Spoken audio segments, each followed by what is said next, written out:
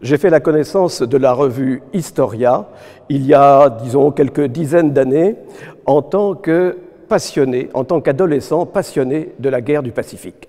Grâce à la revue, je n'ai rien ignoré de Midway, de Pearl Harbor, de Guadalcanal, etc., etc.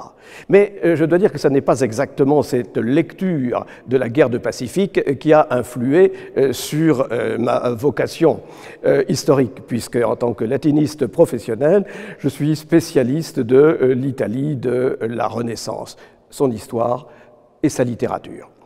Et j'ai donc redécouvert il y a quelques années, cette fois, la revue Historia, et j'ai été frappé des changements qui étaient intervenus. J'ai vu que c'était une revue extrêmement large, qui traitait de sujets très diversifiés, qu'elle ne négligeait pas l'Antiquité, qu'il y avait dans cette revue des articles de fond sur cette Antiquité ailleurs négligée, qu'il y avait sur la Renaissance, le Moyen-Âge, etc., des articles à la fois de fond et de vulgarisation au très bon sens du terme.